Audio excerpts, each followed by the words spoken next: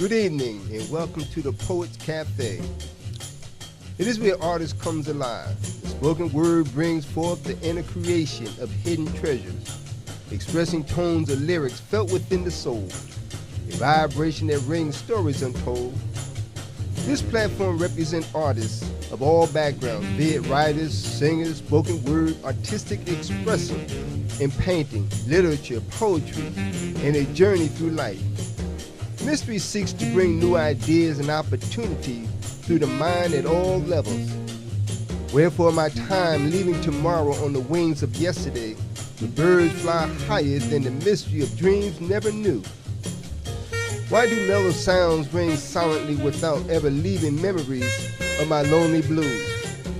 We walk by the call of nature and sing in harmony while praying for the love of the skies, and dancing with the stars like a feminine ballerina gazing across the stage in her soft-toed ballerina shoes. Welcome to the Artists of Poetry Cafe show, Poetically Speaking, hosted by Terry Benjamin and Ron C. McCrae. As delighted as we are, we can't hit the like button. Now, let's get started. Let's get started. Welcome. This is Poetically Speaking, the place for the spoken word. And we welcome you. We welcome you again for another great program. We haven't gonna really go into some really deep things tonight because the agenda is the road to freedom, chaos or community. Okay, like the song says, OJ's, united we stand, divided we fall. Unity. We must have unity. That's the only thing that's going to save us. And as we explore this particular topic, we want you to think deeply about this, because this is something that we just can't let go by. We're being attacked on many different fronts. It's up to us to keep our heads together. And that's why this program is offered to you, not as a solution, but really to give you some food for thought. Because I do believe in the following analysis, the thing that's going to save us is our critical thinking abilities. Okay? Don't just take whatever I say, my brother says, or anybody else says. What do you think? How do you go through this information? Because again, your critical thinking powers are being put to the test. So we welcome you along for the ride, and we're going to travel this road to freedom tonight. So my brother, as always, we begin with you. I love to call this part of the program Ron's Poetry. And so we have the privilege and the honor of hearing your poetic thoughts. So it's on you, brother. Before I get started on this one piece that I have in front of me, I'd like to just kind of piggyback on what you said, which is the introduction, road to freedom. Yeah. And it's extremely important for each and every one to think about what is freedom. What constitutes freedom to you? That's a good point. The only way, in my opinion, to kind of do the assessment on that is to understand where you come from, your history, and you look at that pathway to bring you up to today, to understand and to make a determination, where do you want to go? And so my question is, before I get started, are you free, and what constitutes freedom? Wow. I leave that up to you for food for thought. That's you right. Think about it. What is freedom? Let me read this one piece. Road to freedom. The road to freedom is the pathway through tumultuous time. Sitting silent creates a violation of your rights and incarcerate your voice to be heard. Many have died so that the future would shine, and the light would so vastly gleam like stars in the universe. Words of their souls will echo in the ears of time, where all hope is brought to a place of serenity. The right to freedom is not in the hands of the violent rioting, without a cause, without the understanding of its purpose, and without a result. What is the conclusion to a disastrous at the hands of destruction? Have brought forth once the clouds of blindness have moved and the ignorance have faced the mirror of guilt. Where do you stand, and whose space lies in ruins when you return to the place that once was? Who do you blame when standing in the cold and no place to lay your head or feed the mouth of the innocent? And the screaming tears are not heard where the winds blow no more. Wake up on a cold day in summer, where the blistering heat beats down on the souls of non-thinkers, and your hands have not reaped the benefit of calluses because of the lack of an academic foundation. Why? Who do you blame? You are treated the way you think. Acting partially is his name. Character is his shame.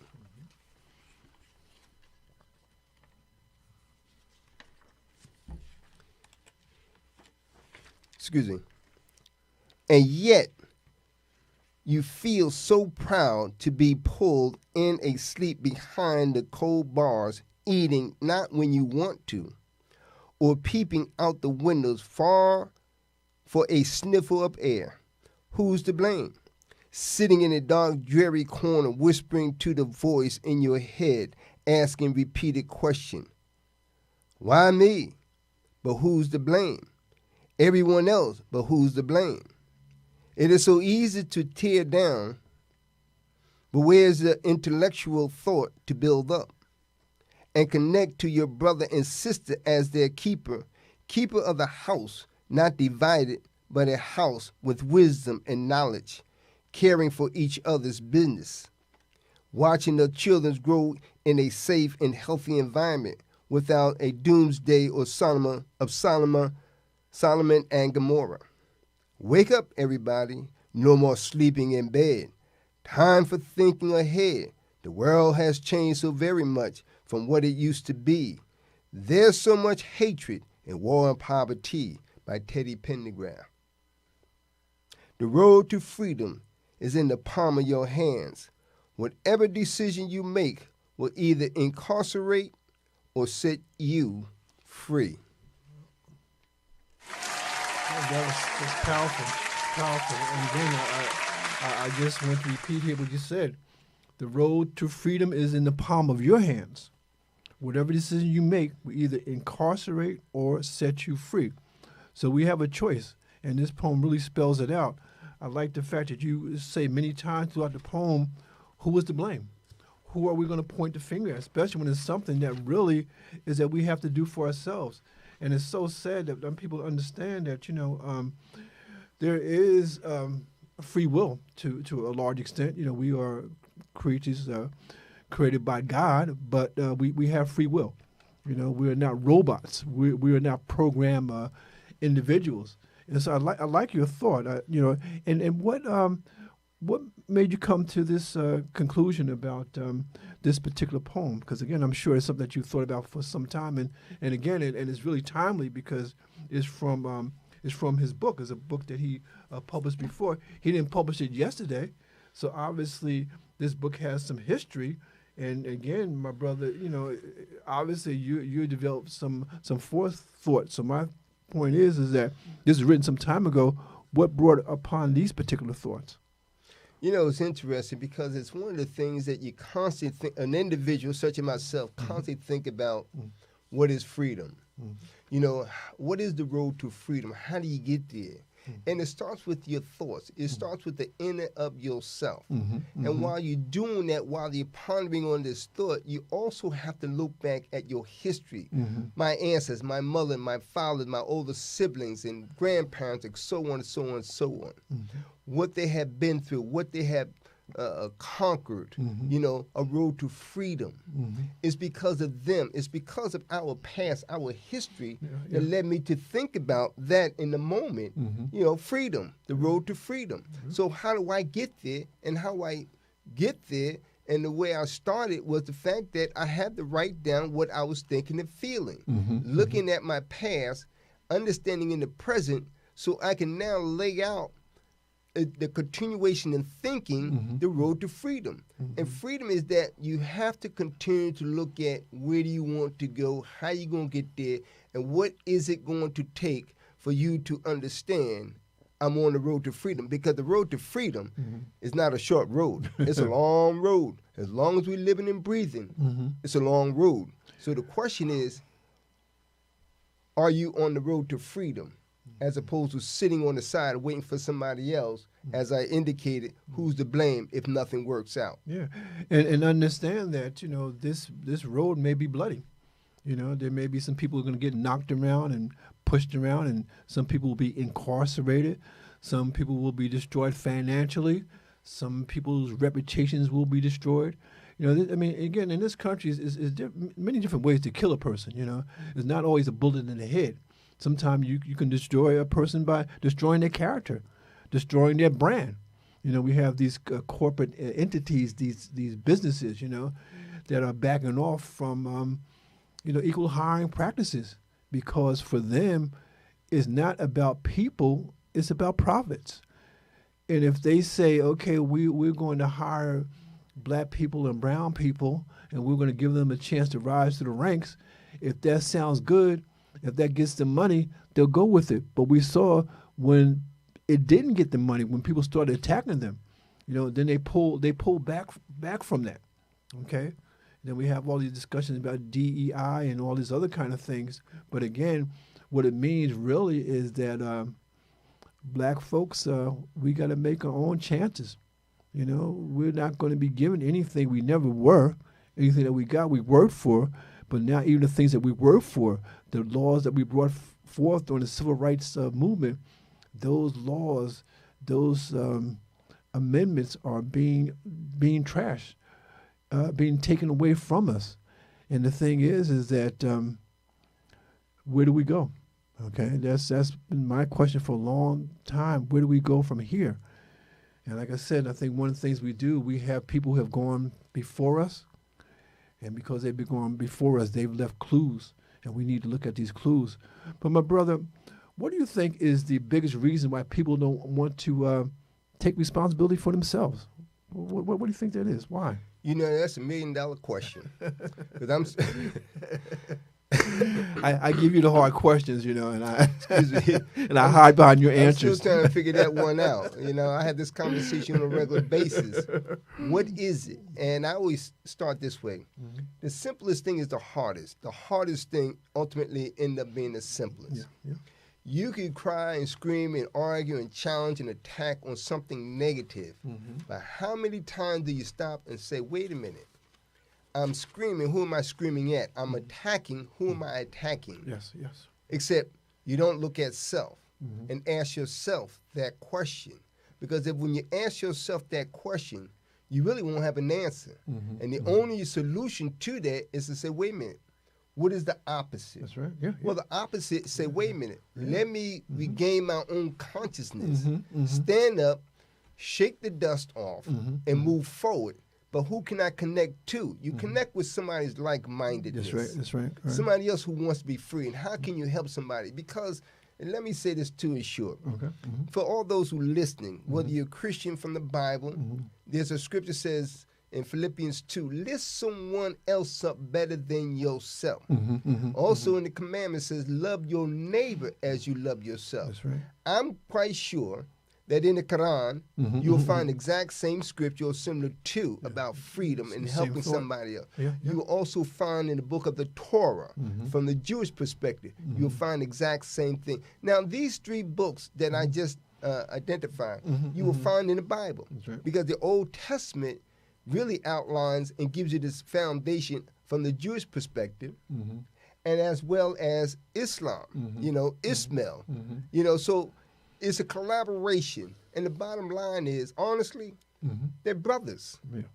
But your neighbor is your brother. That's right. The people around you is your brother and your sister. That's right, yeah. So rather than fight what you can't beat, you list somebody else and join forces for freedom. Yeah, and that's true. And I think what happens, again, like I said, I think a lot of times, people want the fruits without the harvest. Okay, they want the reward without the work. And the thing again, when you're engaged in this kind of work, you're going to get knocked down. Right. You might get knocked down once, twice, or third. I heard someone say, I get knocked down 5 times, but I raise up 10. Right. Which means that you never stop rising up. And again, I always go to the poster behind us. Okay, we have people who I see as mentors, I see as historians, because they've gone through all of this. They've gone through the 50s and the 60s when we had all this civil rights situation going on. But the point that I think I like to make, and I think the point that we will make, is the fact that when you get knocked down, you get up. Okay, Right. and no matter how many times you're knocked down. And as I go to the board there, I look up there, the top row, right next to Langston Hughes and next to James Baldwin. And right in that middle there is Maya Angelou. And this is a poem that I'm sure many of you know because it's one of her most popular poems. But I think that this is the poem that I read when I get knocked down. And I know that I gotta get back up. I gotta rise. And so the name of this poem was actually published in 1978. So we're going back. We're going back to get ahead. So this is Still I Rise, Maya Angelou. You may write me down in history with your bitter, twisted lies. You may trod me in the very dirt, but still, like dust, I'll rise. Does my sassiness upset you? Why are you beset with gloom? Because I walk like I got all wells pumping in my living room? Just like moons and like suns with the certainty of tides? Just like hope springs high, still I rise. Did you want to see me broken? Bowed head and lowered eyes? Shoulders falling down like teardrops? Weakened by my soulful cries? Does my haughtiness offend you? Don't you take it awful hard, because I laugh like I've got gold mines digging in my own backyard. You may shoot me with your words. You may cut me with your eyes. You may kill me with your hatefulness, but still, like air, I'll rise. Does my sexiness upset you? Does it come as a surprise that I dance like I got diamonds at the meeting of my thighs?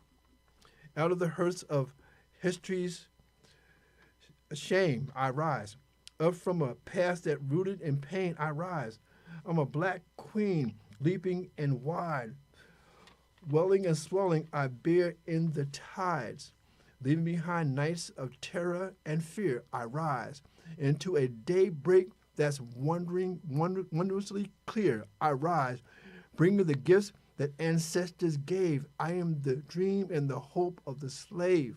I rise. I rise. I rise. That's Maya Angelou. And we gotta still rise. We gotta keep on rising. So what you say about that poem? How does that hit you? It's interesting. Just the one word, I rise. Mm-hmm. What's holding you down other than the excuse? Mm-hmm. Because outside the excuse, you have to ask yourself and look around. Mm-hmm. You don't have no excuse. No.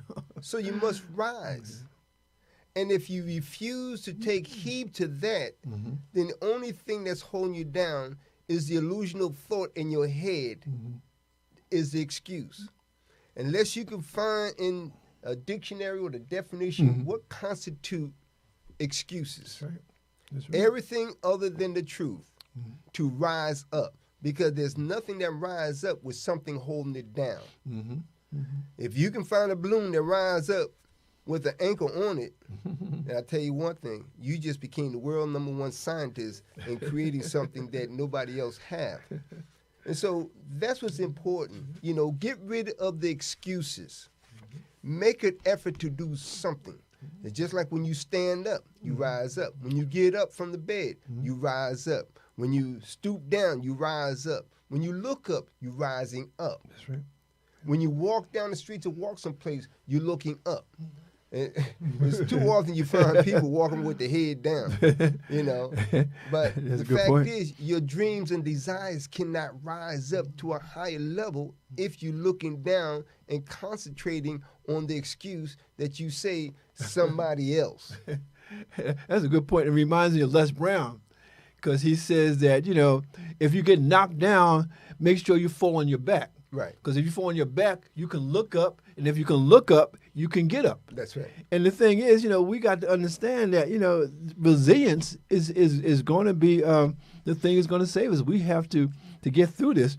But the thing is, we have people who are in the fight with us. We have a lot of poets. We have a lot of writers who are definitely telling us what we should do or giving us some idea. This segment of the program is entitled Mind, Body, and Books. And in this particular time, I try to introduce you to some books I'm reading, some new books that have come out that I think that you might want to read. And this book that I'm about to just speak about briefly is called The Man the Moment Demands.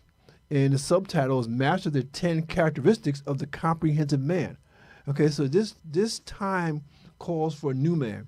It calls for a man that is not just physical, is not intellectual, but a man of many different parts. And this is the book, and this book here is by a brother named Jason Wilson.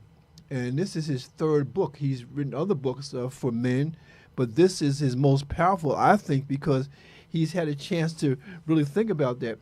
And I want to just share with you the table of contents, okay? Because he talks about, again, the new man, the man that is really the man that we need at this particular time. And this man is really of 10 parts. And so, again, he says here, master the 10 characteristics of the comprehensive man. And I just go through them, just throw it out there, just some food for thought.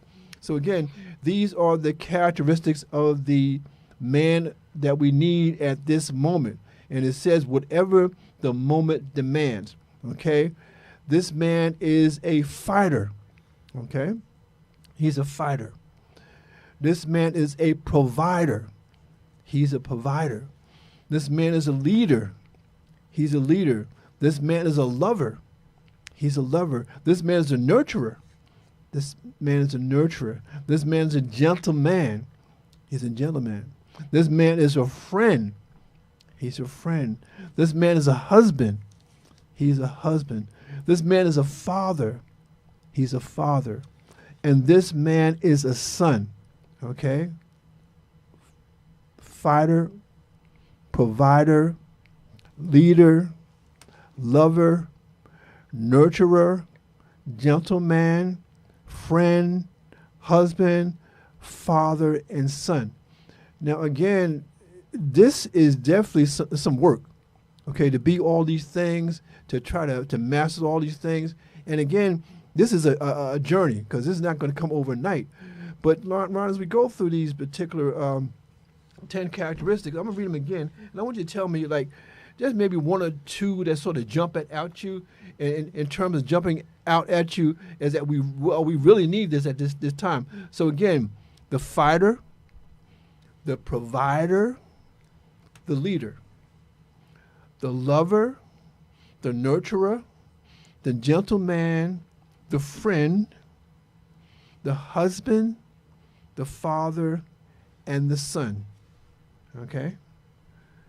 So these are the 10 things. You can look at that briefly. And again, and you who are watching, whenever you're watching, if you're watching it now as we do it, or if you watch it later on, I want you to think about this. And I want you to really look for some videos by Jason Wilson, because he has an organization that really helps men to be men. And we think that because you are of the male gender, that you're a man, as a comprehensive man. It's like, just because you can make a baby, that doesn't make you a father. So again, we have to get deep within ourselves to bring out the best of ourselves, because at this point, this time demands the best that we can give it as individuals, especially as men. So again, my brother, looking at those 10 characteristics, what are one or two that sort of jump at you and say, oh yeah, we need to do that, like ASAP? Well, honestly, it's hard for me to do that. It is. Yeah. And so if I may I could sum it up in one package with all of them, because please, yeah, this is one of the issues that so many actually claim. For example, and I'm gonna look at it from a woman's point of view. There's no good man out here. Where is all the good men? Well, it all depends on where you're looking, and it all depends on your mindset. So I just want to start there. And let me say this. A man, I'm going to look at it from my perspective, from our perspective. Okay, I can only speak from my perspective. Yes, that's okay, right. A fighter. I'm not out here trying to be aggressive and prove any point, but I'm fighting for my freedom. I'm fighting to conquer something, a dream, an idea, an establishment, a nurturer. I'm here to care and comfort. You see, because I know how to comfort a brother, a woman, my sisters, my daughter, my nephew, whatever. I know when to slow down and comfort those who are hurting and in need. A gentleman, I know how to get myself together and carry myself and walk upright. A man walks upright. He ain't slumped, he ain't this and that, but he walks out with dignity and pride and whatnot. He knows. And this way, with his surroundings, people said, there's something about that man. I can't put my hand on, but it's something about the way he carries himself. He don't have to talk loud. He don't have to act like he can't talk, but he knows when to open up his mouth, know when to speak and what to say. A friend. I'm here as a friend. You need a helping hand, you call me 24/7. That don't mean everybody on this line now call me. You know, don't get crazy now. Don't get crazy. But a friend is somebody that you can call 24/7. I have a couple of them, and there's one friend of mine outside of my own daughter, my kids, that I can call regardless of the time. That they will respond. They don't say where you at and what's going on. Say, look, I'm on my way. That's number one. I'm on my way. That's right. How can I That's help what's you? important. That's a friend. Because when you're hurting, you're down. Doesn't matter how much you make of what you have. Do I have a friend? That's right. You know, there's an old hymn from the Christian perspective. What a friend I have in Jesus. That's right, because all those who call on Jesus, he's always there to help you out of a situation that even you yourself put yourself in. But nevertheless, a husband. I know how to be a husband because that's my help meet. That's my help. That's my side. That's my partner. We can work together because guess what? Two hands is better than one. That's right. Now you try to do her part and she trying to do your part, and who you gonna ask? So you got to know and understand what is a husband, okay, and not a ruler. That's right. See, there's a difference. A father. I know how to set the foundation. I know how to be stern. I know that I'm the one who's supposed to have stability. I present stability. So this way, my family, my kids, my nieces and nephews, they know when they come, they standing on something solid. That's a father who's willing to do what he needs to do to provide for his family. The son. I am the son of somebody who brought me into this world. My mother, my father, my creator. You see, I am a son. And so I am all of those. You see? And like they said, it's comprehensive, okay? What it means is comprehensive. Is all things at the same time. But the two things that really stood out for me was the nurturer. Right. A lot of people think that when you say a nurturer, we automatically think of a woman. Right. Well, a man can be a nurturer, and really he should be. That's right. You know, but again, a lot of times we put these adjectives on women. You know, that's a feminine characteristic. You know, but again, a nurturer. And the last thing here, I want to tie these three together: husband, father, and son. As you walk through this journey of life, you will be hopefully a husband at some time, and then that will make you a father, of course. But then it goes back to your father. You know, I'll always be a son to my father, you know. And, and the thing is, and right now, it means more to me because, again, he's at the age that he needs me more than he ever did. You know, it's almost I become like his father, my mother. You know, I give her so much grace because at this point, she's dealing with some challenges and she needs me in a different way than before. I take care of her. I pay her bills. I make sure she gets what she needs. Again, we go, as we go through this life, we'll find that we have to play different roles. You know, one of the things that I like about this book is it really gets to the heart of the matter in some things. And the thing I want to just share this. This is from early in the book. You know, again, the author Jason Wilson talks about men being tired. You know, men say I would do more in this area or that area, but brother, I'm tired. I'm worn out. Life has got me down, man. I just got to stop. I'm just tired, and we understand you being tired, but this is from the book. His response is too familiar for many men. I'm tired. When men say we're tired, it typically doesn't mean we need sleep. It means we want rest. There's a major difference, and this is key, please. If you're taking notes, take this note. There is a major difference between the two. Sleep is an unconscious state that provides physical and mental relaxation. Rest is a conscious state of freedom from anything that wearies the soul. I want to read that again because I really want you to get this.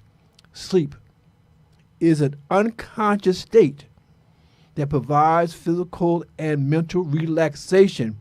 Rest is a conscious state of freedom from anything that wearies the soul.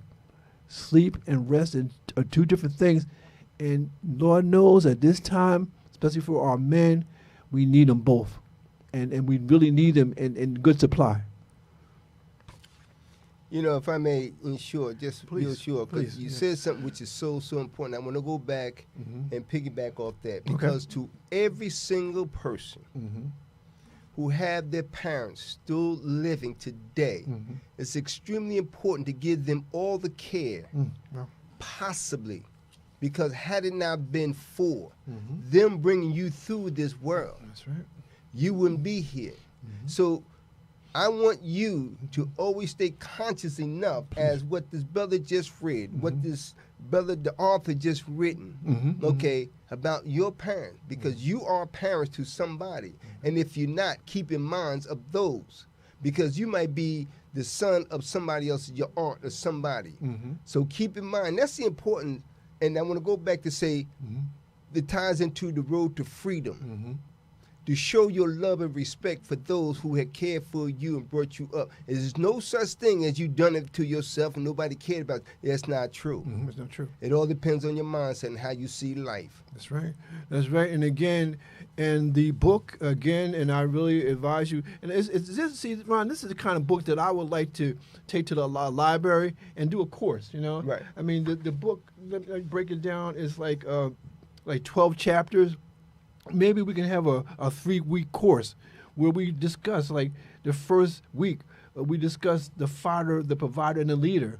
And in the second week, we discuss the lover, the nurturer, the gentleman, the friend. And the third week, we discuss the husband, the father, and the son. So again, it's sort of like a community reading, if you want to call it that, you know, teaching or whatever. But again, to share that book in that particular way. And the thing is that I want to go on because I want us to have some time to go back and forth with this question of freedom. But before I get into that, I want to go to the segment of the program which I call Music is Lit. Okay, Music is Lit. Music is literature. And I have two selections that are very familiar, but I think at this time they are very, very timely. Okay? And so the first one was actually recorded in 1979. And it was recorded by McFadden and Whitehead. Now, when I say that, you know, these are the last names of the writers, Gene McFadden and John Whitehead. And you might say, well, I don't know that song, but yes, you do, because you know the song is "Ain't No Stopping Us Now." You dance to it, and a lot of times, you know, Ron, I think sometimes we dance to a song, we don't even know what the song is. Isn't that something? Isn't that something? Yeah, because we don't take time to listen to the lyrics, and so I'm gonna slow it down for you, okay? Because this is was a big dance hit. You know, it's still, you know, a very danceable song, but I want us to look at the lyrics, and it goes like this: Ain't no stopping us now, we're on the move. Ain't no stopping us now, we got the groove. Ain't no stopping us now, we're on the move. Ain't no stopping us now, we got the groove. There's been so many things that held us down, but now it looks like things are finally coming around. I know we've got a long way to go, and where we'll end up, I don't know. but we won't let nothing hold us back. We're putting ourselves together. We're polishing up our act. Well, if you ever been down before, I know you refuse to be held down anymore. Well, ain't no stopping us now. Don't let nothing stand in your way. I want you all to listen to every word I say, every word I say. Ain't no stopping us now. We're on the move. Ain't no stopping us now. We got the groove. Ain't no stopping us now. We're on the move. Ain't no stopping us now. We got the groove. I know you know someone who has a negative vibe, and if you're trying to make it, they only push you aside. They really don't have nowhere to go. Ask them where they're going. They don't know. But we won't let nothing hold us back. We're going to get ourselves together. Come on, we're going to polish up an act. Well, if you've ever been held down before, I know you refuse to be held down anymore. Well, don't you let nothing stand in your way. I want you all to listen to every word I say, every word I say. Ain't no stopping us now. We're on the move. Ain't no stopping us now. We got the groove. Ain't no stopping us now. We're on the move. Ain't no stopping us now. We got the groove. Ain't no stopping us now. Please don't make me stop. Ain't no stopping us now. We're on the move. We really got that groove.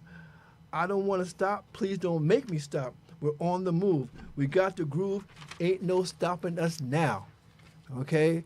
Ain't no stopping us now. The only person that can stop us is ourselves, and that's why I want us to really come together in community, in partnership, and get through these times that we're going through. We can get through it, but we can't get through it by being here and there and everywhere. We have to really come together in a community, and we gotta really. It's like when you have an arrow, you take that bow and you pull that back and you hit that bullseye. That's where we gotta be. And this could be one of our anthems. I can see us marching with, ain't no stopping us now in the background, and we're dancing and we're moving. Like I said, ain't no stopping us now. We're on the move. And that is so profound. Yes. And just like you see with all of these artists, Mm-hmm. they had the exact same inspiration, That's right. and they was determined through hard times that you and I, for the most part, cannot begin to imagine. You can't. But if you went inside of their story and listened to them, if you was outside of their story and watched the struggles they went through, but they were determined because they were saying the exact same thing. That's right. There's nothing's going to stop us. Ain't no stopping us now. No. And so here, Mm-hmm. today, as we try to incorporate a whole community of different voices, different ideas, let's come together. Lift each and every person up, whatever your thoughts and ideas may be. Mm-hmm. Okay? But we don't have to get out there, rah this, rah that, to the man say, look, we ain't no stopping us now. Mm-hmm. No. Mm-hmm. Let's do it. Put it into action. That's what they were talking about. That's what the lyrics is all about. Right. The OJs, et cetera, McFadden, McFadden and Whitehead right there. Whitehead. That's what it's all McFadden and about. Whitehead. Yeah. You have somebody all around you, sister, brother, friends, whatever, colleagues, doesn't matter. Mm-hmm. You have to connect with those who have the same like-minded. What are we going to do now? We're on the road to freedom. Mm-hmm. But whose road? What road? What freedom are you talking about? Mm-hmm. The only way you're going to find that is until you come together. Mm-hmm. That's what we're here for. We're not here on this platform just because. Mm-hmm. We're reaching out. That's right. But you guys also have to reach in and say, hey, look, I'm here. Raise your hand. Let's do it. Yeah, because again, this is February the 2nd. It's the second day of Black History Month. A very short month. There's only 28 days in this month. But again, we're going to make all those days count. And I want to continue with Music as Lit. And this is one of my favorite songs. As a matter of fact, I think this is a song that I put this on when I really feel somewhat discouraged, when I realize that, I can't do as much as I would like to do. But it really helps me. And I want to tell a personal story about this, and then I want to read the song. I was working at in Plainfield, as a matter of fact. I was assistant director of the Plainfield campus, and it had a young lady there, she one of the secretaries, and she was a big Earth, Wind and Fire fan, and she always, I love Earth, Wind and Fire, I love all their songs and whatnot. I said, well, no, I heard it, and I said, well, you know what? I see that they're going to have a concert at Nassau Coliseum, and so what I'm going to do, I'm going to get her a couple of tickets for her and her boyfriend, whoever that might be. And so, I came in one day and I gave her these tickets, and she was so happy.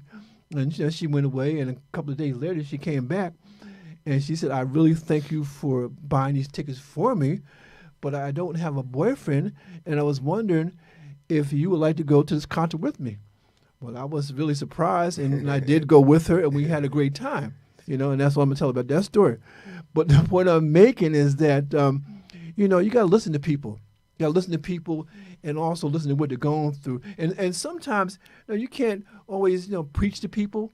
Sometimes you got to really go where they're at. And I think in popular music, there's different ideas that are profound. And they can be found in the Bible. But again, a lot of people won't go that way. But they will go to popular music.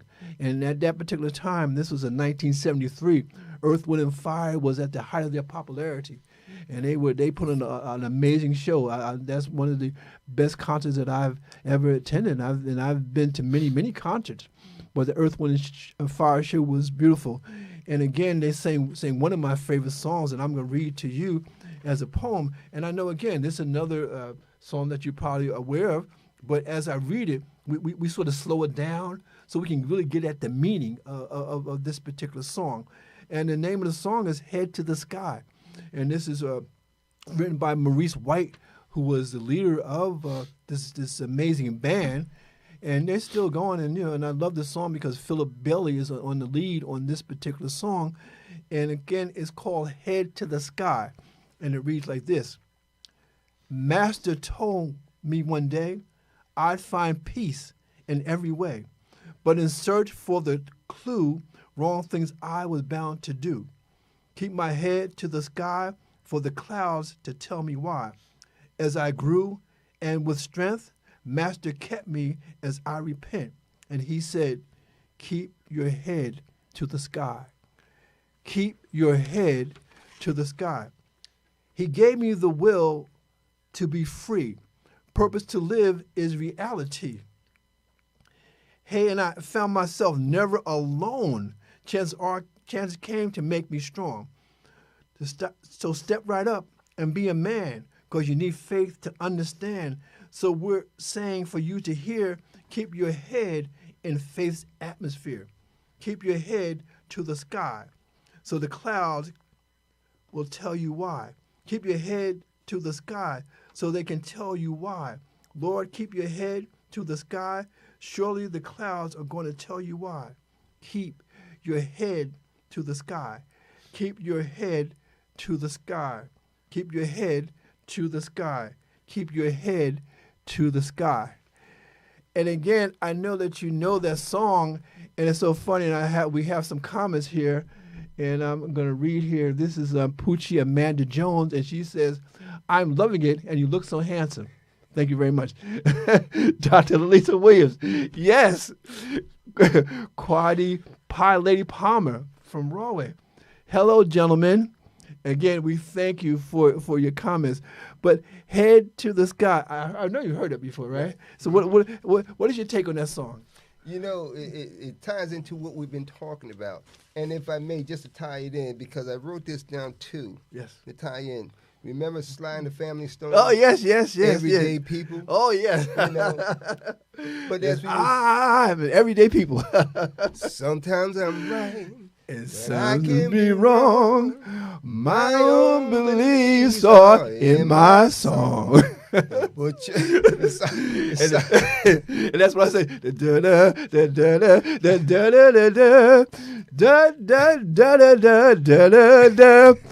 I everyday people. Boy, if we can sing, we'd be terrible. We turn it out. But you gotta have fun. You got to have And that's fun. what it's all about. Lifting each other up. You and got to. having You fun. got to. So keep your head to the sky. It's what we're talking about. Yes. You don't give up. Don't give You got to up. keep pushing, regardless of the tumultuous times and conditions. Yes. Reach out to somebody. Talk to somebody. Everybody's not your friend. Everybody's not going to help you. But there is somebody who's there to lift you up.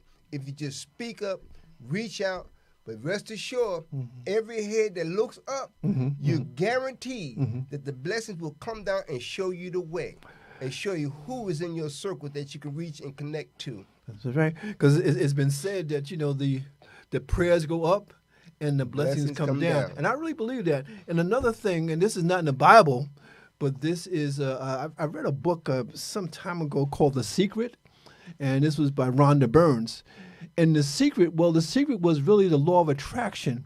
And what it says that if you move in a certain path, a certain direction, you will meet like-minded people, and you will have events that will sort of confirm what you're looking for. And I believe that. I believe in the law of attraction. I believe my whole career, especially in academia, has been the law of attraction. I've always been a big reader. I've always been a writer and that kind of stuff. And as I moved through my journey, I attracted situations that helped me go to the next level. Even this platform that I have here, I started with another program. I was asked to be a guest on that program, and then after some time, I was asked to be a co-host. And then after a year of apprenticeship with that program, now I have my own program. So I'm saying to you, and I tell you, I was at the point, Ron, I was really ready to kick back and enjoy my retirement. But I got to stop saying retirement, because I retired when I was 57 and a half from Union County College as college administrator. Then I retired again when I was 69 as a college professor. And now I'm in this particular profession, and I'm not even talking about retirement. I'm not retiring. I don't know what retirement is. It doesn't stick with me. But like my brother said, we love what we're doing, and again, we hope that you find this of some service. So again, I thank you for commenting. I thank you for giving us your attention. Because you could be doing something else. You could be watching Tubi movies or Netflix or whatever. But you spend your time with us. And even if you don't catch us live, we're here live every Thursday from 6 to 7, and then Sunday from 5 to 6. And so if you don't catch us live, you know what? YouTube is forever. And so, my brother, I'm going to transition out of this music is lit, and I'm going to go into a discussion, and the discussion is what is freedom to you? What are you looking for in terms of freedom? What does that mean?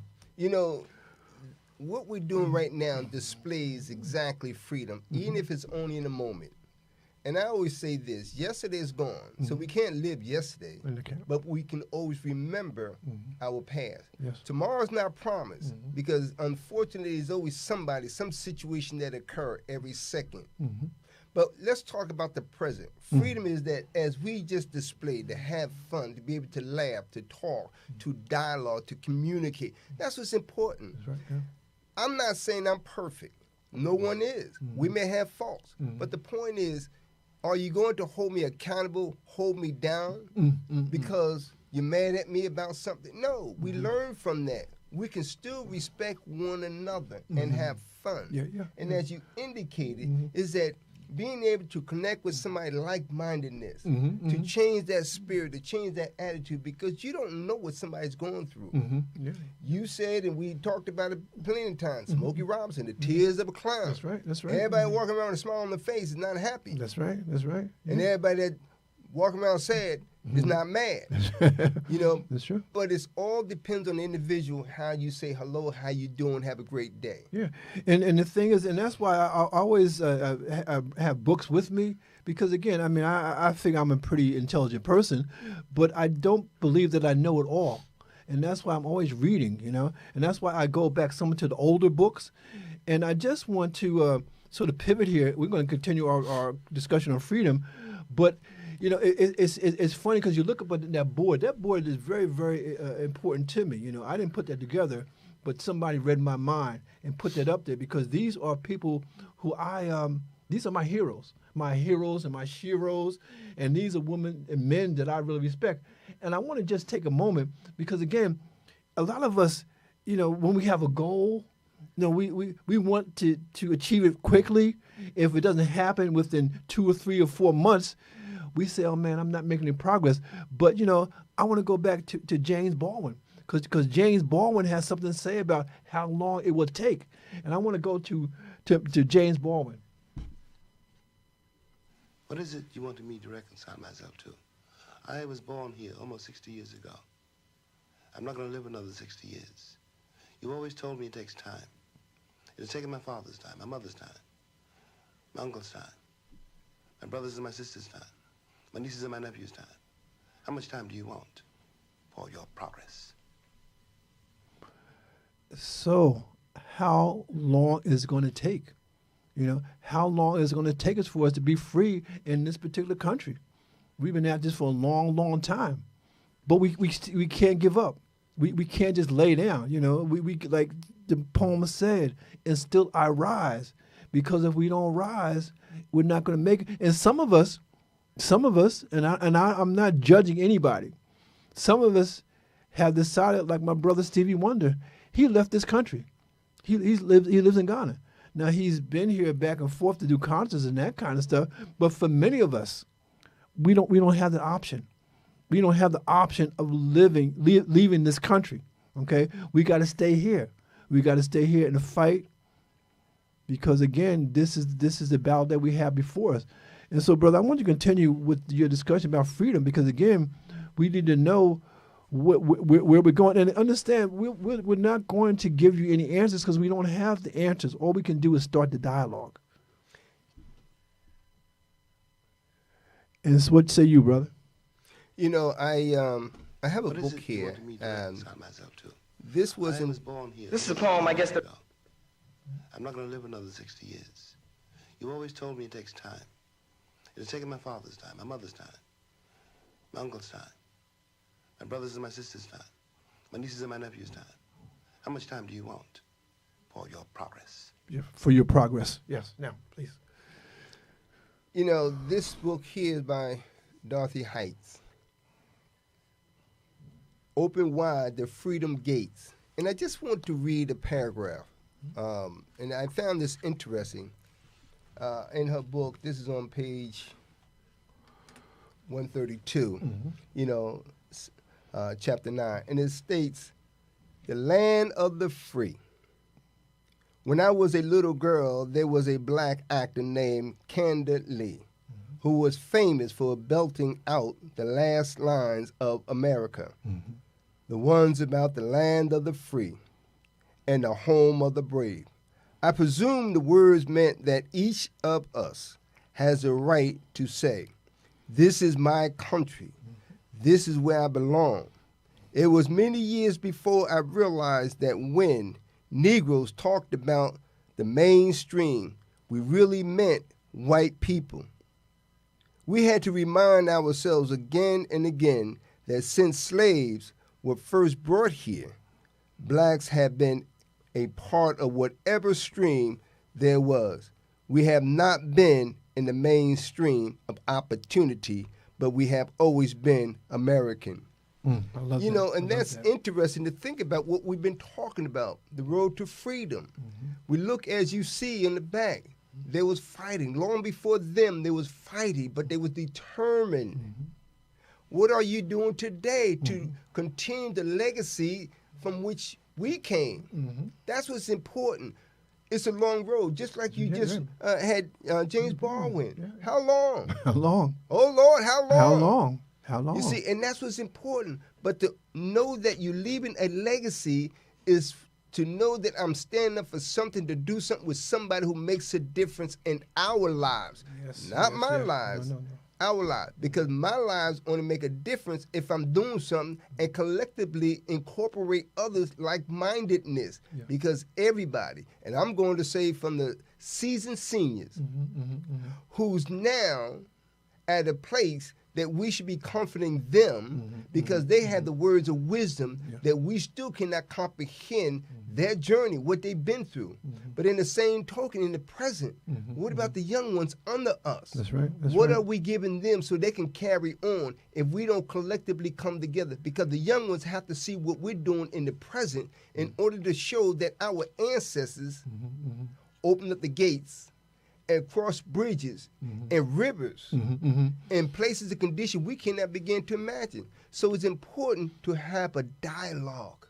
Come together and stop all this ridiculous, I don't know my neighbor, I don't know them, I don't know who, because somebody watched you. It was somebody who made a difference, who knew your parents or relatives, that you today had that story to tell.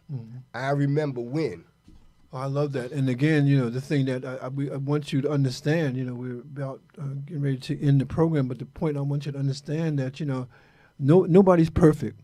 Nobody's perfect. We look at our leaders, you know, and we expect perfection, which is not possible. I mean, we look at Malcolm X. He wasn't perfect. Look at Dr. Martin Luther King. He wasn't perfect. Look at Reverend Jesse Jackson. He wasn't perfect. People follow Reverend Al Sharpton. He's not perfect, you know. But again, they have the desire. They have the impulse, you know, to really to set us free, or to at least have a level of freedom. And my definition of freedom, and this is just part of the definition for me, is the ability to live in freedom every day. And that is life for me as I break it down.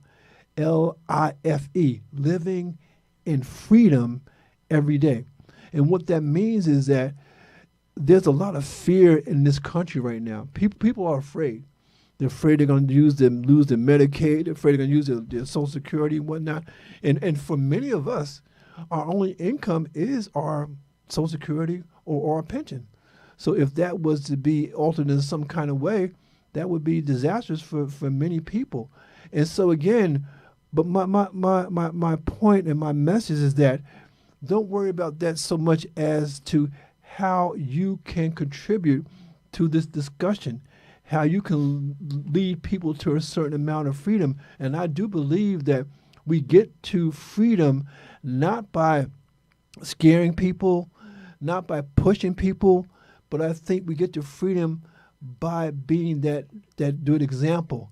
You know, we're men of a certain age, and for many people, they tell us, well, you know, you're at an age when you should be retired. You should be enjoying your retirement. You should be sitting back. You should be chilling and that kind of thing. And I tell you, that's the worst thing that you can say to someone who is considered a senior citizen, because that's what kills you.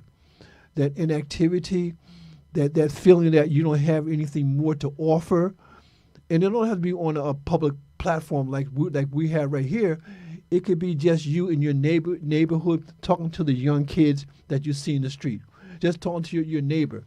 You know, how many people, if you live in a building, do you know the person next to you? Do you know the person upstairs? And many of us don't. And I can understand that, because many times I know for myself, I'm a good one to be very introverted. When I come home, man, the only thing I want to do is, you know, get something to eat and just drink something and just, you know, sit back and put my feet up and just relax. But I tell you, I do believe that we have to share our gifts, share our strengths, you know, and what I offer on this platform is my gifts, is my passion. And I'm not telling you to be like me, but I'm just telling you, if I'm doing something that you admire, something that you respect, something that you can relate to, please follow that. Don't expect me to be perfect, because I'm not. But I tell you, I'm in it. I'm in the fight, man, and I'm going to be here as long as it takes. So on that note, I want to thank you for tuning in to the Poetically Speaking podcast here, and it's on the BKS1 Radio TV network. And we're here every Thursday from 6 to 7, and on Sundays from 5 to 6. And again, and we're still asking those who are poets to, contact us, reach out to us, because we want to put you on the program, especially during Black History Month, because I think nothing shows the greatness of us as a people than in our history. So I'm going to say good night to you. My brother's going to say good night to you. Good night. And we will see you when we see you. Take care. Good night.